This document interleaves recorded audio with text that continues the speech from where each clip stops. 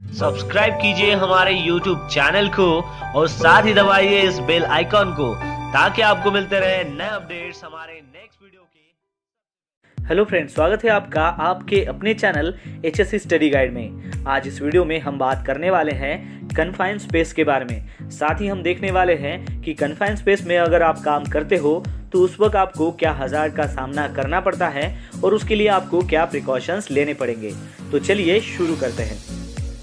तो सबसे पहले देखते हैं कि कन्फाइंड स्पेस यानी कि होता क्या है। तो कन्फाइंड स्पेस यानी कि ऐसा एरिया कि जहां पर लिमिटेड एक्सेस और इग्रेस होता है, यानी कि वो जो एरिया है वो पार्शियली इनक्लोज होता है, जहां पर ऑक्सीजन डिफिशियंसी या फिर ऑक्सीजन की इनरिचमेंट होने की संभावना ज़्यादा होती है। उसके साथ साथ जो फ्लैमेबल गैसेस है या फिर वेपर्स है वो वहां पर एक्यूमुलेट होने के चांसेस बढ़ जाते हैं। और ये जो कन्फाइंड स्पेस है ये कंटिन्यूअस ह्यूमन ऑक्यूपेंसी के लिए डिज़ाइन नहीं किया गया रहता है। इसका मतलब ये है कि ये जो कन्फाइंड स्पेस है ये रेगुलर काम करने के लिए डिज़ाइन नहीं किया गया रहता है, लेकिन फिर भी वहाँ पर वर्कर को या फिर एम्प्लॉय को वहाँ पर जाकर कुछ काम करने होते हैं, जैसे कि इंस्पेक्शन होना, क्लीनिंग होना, मेंटेनेंस होना या फिर कोई रिपेयर होना। कन्फाइंड स्पेस में छोटी सी ओपनिंग होती है जहाँ पर आपको एंट्री करने के लिए उसका इस्तेमाल करना पड़ता है, लेकिन उस एंट्री के वक्त आपका जो बॉडी पार्ट है वो वहाँ पर टच भी हो सकता है या फिर एग्जिट के दौरान आपको डिफिकल्टी हो सकती है। तो उस वक्त आपको रेस्क्यू प्रोसीजर के कंप्लायंस पता होना बहुत ही जरूरी है।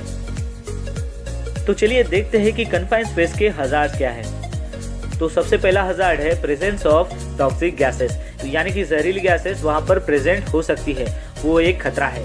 सेकंड है फायर एंड एक्सप्लोजन, यानी कि कन्फाइंड स्पेस में फायर एंड एक्सप्लोजन भी हो सकता है, वो भी एक हजार्ड है।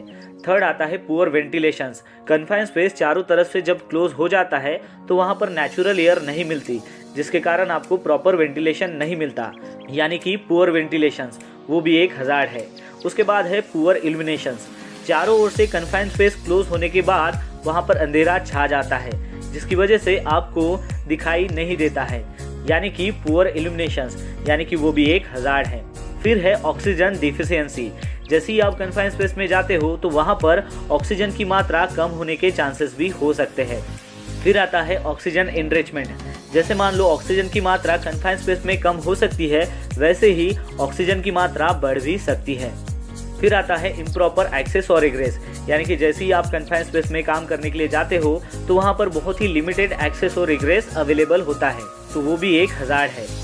उसके बाद है सफोगेशंस, यानी कि नेचुरल एयर न होने के कारण वहाँ पर आपको सफोगेशन भी हो सकता है। फिर उसके बाद है एक्सट्रीम टेम्परेचर, यानी कि वहाँ पर बहुत ज़्यादा टेम्परेचर भी हो सकता है। चलिए बात करते हैं कि जब भी आपको कन्फाइंड स्पेस में काम करना हो तो आपको क्या प्रिकॉशंस लेना बहुत ही ज़रूरी है। तो सबसे पहले आपको कन्फाइंड स्पेस में काम करने के लिए PTW चाहिए। PTW यानी कि परमिट टू वर्क। उसके बाद जो भी पर्सन्स को कन्फाइंड स्पेस में काम करना है उन सभी के पास कन्फाइंड स्पेस एंट्री ट्रेनिंग होना बहुत ही ज़रूरी है। उसके बाद कन्फाइंड स्पेस में काम करने से पहले उस कन्फाइंड स्पेस में गैस टेस्टिंग होना बहुत ही ज़रूरी है, और गैस टेस्टिंग जो है वो ऑथराइज पर्सन से ही होनी चाहिए, यानी कि AGT मतलब ऑथराइज गैस टेस्टर। उसके बाद जब भी आपको कन्फाइंड स्पेस में काम करना है तो वहाँ पर होल वॉचर होना बहुत ही ज़रूरी है, जिसके पास एंट्री और एग्जिट लॉक शीट रहेगी। उसके बाद जो भी पर्सन्स कन्फाइंड स्पेस में काम कर रहे हैं उनके साथ रेगुलर बेसिस पर कम्युनिकेशन बनाए रखना है।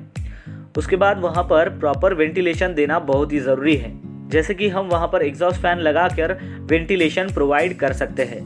फिर उसके बाद वहाँ पर प्रॉपर इल्यूमिनेशन होना चाहिए। इल्यूमिनेशन के लिए आपको 24 वोल्ट का लाइट ही वहाँ पर इस्तेमाल करना है।